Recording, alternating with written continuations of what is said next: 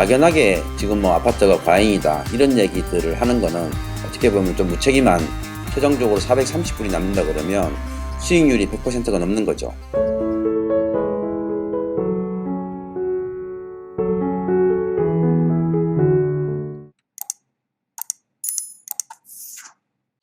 우즈베키스탄을 알리고 소개하는 TV 우즈베키스탄입니다.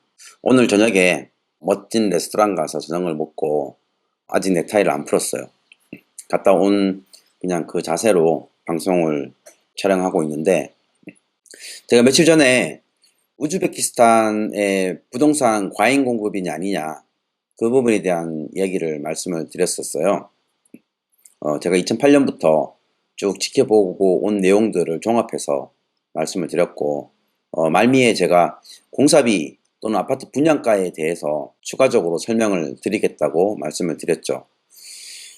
제가 이전 영상에서 아파트 지난 한 3, 4년 동안 가격 변화 추세 그래프를 보여드린 적이 있어요. 제 게시판에 올린 것도 있고, 그래프로 제가 그 시장에 나와 있는 물건들을 우즈베키스탄의 마켓 리서치하는 기관에서 만든 자료, 물론 기사화된 자료긴 한데 그 자료를 제가 취합을 해가지고 트렌드를 한번 정리해서 보여드린 적이 있는데, 현재 아파트 시세는 카리모프 대통령이 서거하고 난 후에 가장 저점을 찍었다가 지금은 그 전에 정도 수준으로 올라와 있는 상태고, 그 기존 시장 아파트의 가격은 크게 뭐 오른 것도 아니고 내린 것도 아니에요. 2008년도 그 세계 금융위기 오기 바로 직전에 타시켄트에 지어지는 엘리트 아파트, 지금 셰브첸코에 지어진 그 벽돌집들이 그 당시에 1,500불에 분양이 됐었어요. 굉장히 원가에 비해서 높은 가격으로 팔리고 있었고, 금융위기가 온 이후에 그 아파트가 900불까지 내려가서 이제 팔렸었거든요.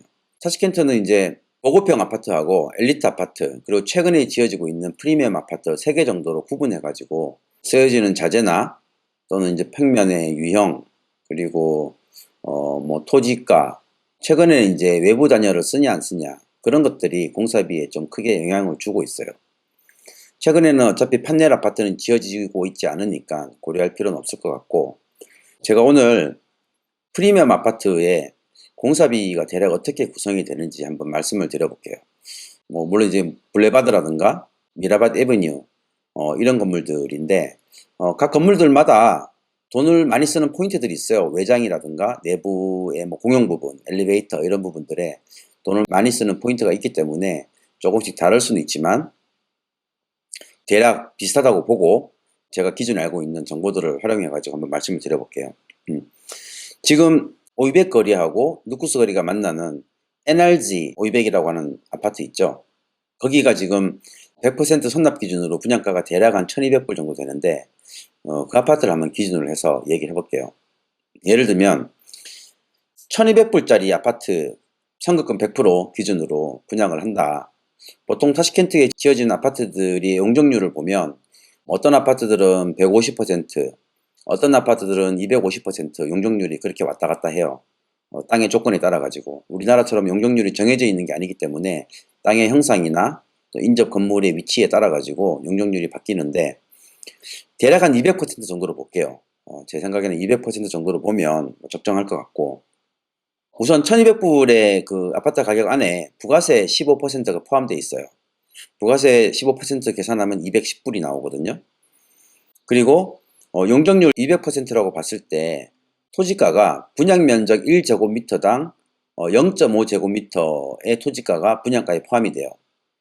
예를 들면 그쪽 땅 같은 경우에 제 생각에는 한 스퀘어미터당 200불 정도에 샀다고 저는 생각을 해요. 시내에 지금 작게 나오는 땅들 최근에 살려고 하면 300불 이하로 찾기 힘든데, 그 땅을 매입할 당시의 가격은 제가 봤을 때 200불이면 충분할 것 같아요. 그러면 200불에 50% 가격을 하면 100불 정도가 분양가의 원가로 계산이 될 거예요, 땅값이. 그리고 또 하나 이제 중요한 게, 우즈베키스탄의 아파트 분양가에는 공용 면적이 빠져 있어요. 복도라든가 엘리베이터 홀 같은 거는 분양이 되지 않기 때문에 분양되는 면적의 그 부분까지 사실은 감안해야 돼서 1200불의 원가의 약 한 15% 정도를 공용 부분 면적으로 제가 볼게요. 그러면 1200불에서 부가세 15%를 제외하고 실제 건설사가 가져가는 비용은 990불이 돼요. 거기에 0.85, 15% 공용 면적을 빼버리면 841불 정도 평균 분양 가격이 돼요. 그리고 이 841불에서 토지대 100불을 빼요. 그러면 실제로 건물에서 발생되는 매출은 741불이 되죠.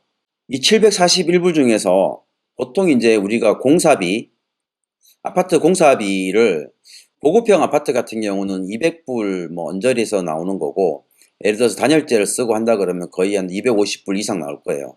저는 일단 250불로 공사비가 들어갔다고 보고, 그러면 741불에서 250불을 제외하면 약 한 491불이 그 세전이익이 돼요. 세전이익이 491불. 여기에서 다시 건설사의 법인세가 또 12%, 약 한 60불 정도가 차감이 되고, 그러면 순수하게 남는 비용이 한 432불 정도, 432불 정도가 이윤으로 남아요. 공사 원가를 다시 한번 보시면 아까 토지대가 100불 정도 들어갔죠. 그리고 건물 공사비가 약 한 250불 정도. 그러면 공사 원가는 약 토지비 포함해서 350불 정도고, 관리비, 일반 관리비가 들어가는 부분들을 감안하면 약 한 400불 정도, 일반 관리비까지 포함해 가지고 약 한 400불 정도가 광고비라든가 이런 거 다 포함해서 거의 사업의 원가라고 파악이 돼요. 그러면 아까 세금을 내고 나서 남는 비용이 432불이라 그랬잖아요. 그러면 사업주가 땅값과 건설비와 기타 관리비를 포함해서 한 400불 정도 들여가지고 사업을 진행해서 최종적으로 430불이 남는다 그러면 수익률이 100%가 넘는 거죠. 그래서 제가 이 프리미엄 아파트들의 수익률이 100%가 넘는다라고 이야기한 게, 저만 얘기하는 게 아니라 우즈베키스탄의 저널리스트, 건설 분야의 전문성을 가진 저널리스트도 이런 민간 시장의 분양 아파트의 수익률이 100%가 된다라고 이야기하는 게 바로 이런 근거에서 이야기가 되는 거고요. 그래서 아까 1200불의 아파트를 분양을 하는데 예를 들어서 50%만 분양이 됐다.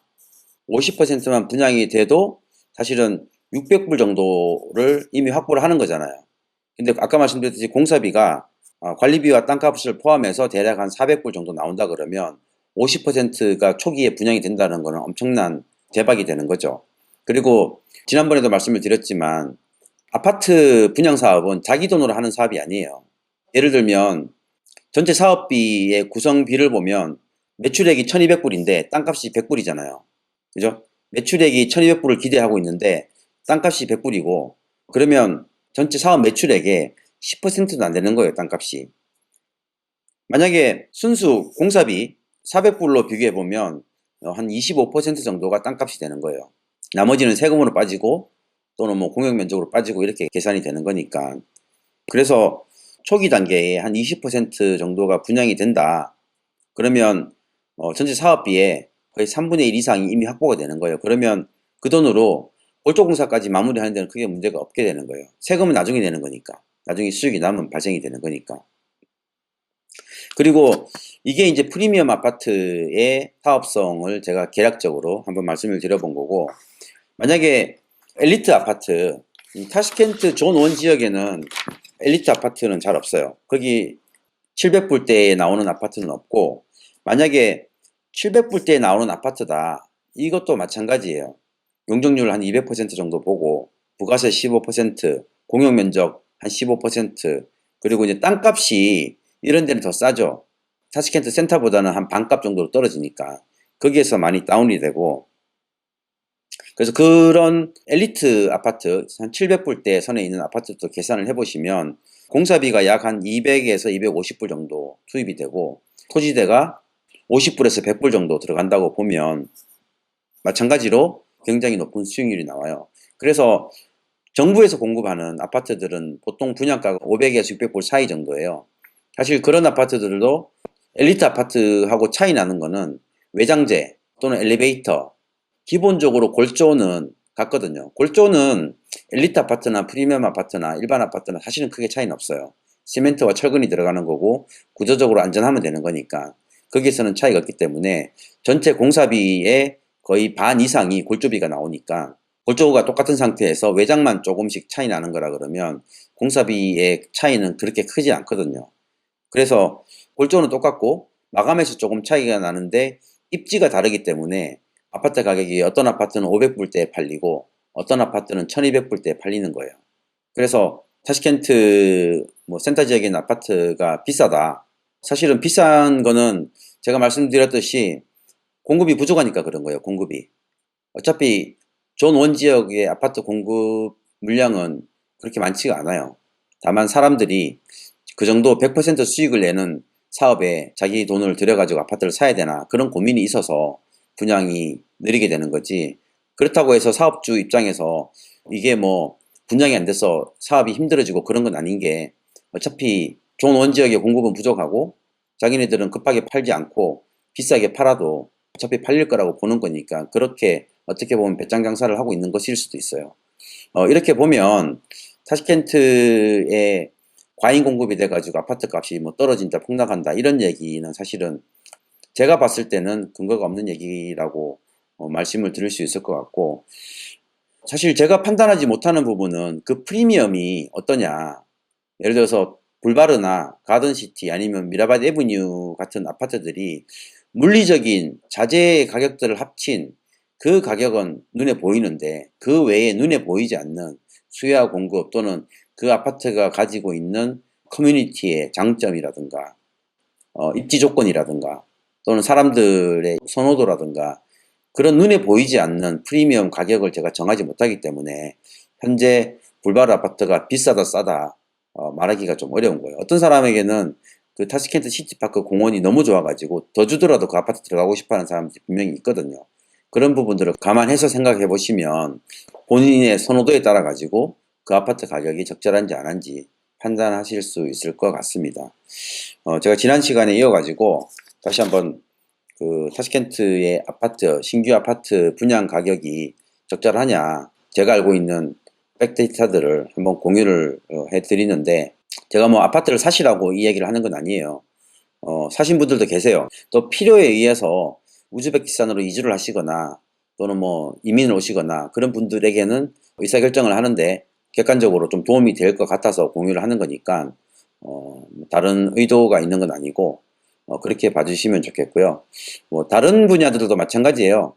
다른 분야들도 따지고 들어가 보면 백 데이터들을 통해서 조금은 더 정확하게 현재 상황들을 판단할 수 있는데 막연하게 좀 지나가면서 아파트 많이 짓고 있으니까 뭐 지금 뭐 아파트가 과잉이다 이런 얘기들을 하는 거는 어떻게 보면 좀 무책임한 혼자 생각할 수는 있는데 그게 다른 사람들한테 그것이 무슨 객관적으로 검증된 정보인 양 이야기하는 거는 그렇게 적절하지 않다고 저는 생각을 합니다.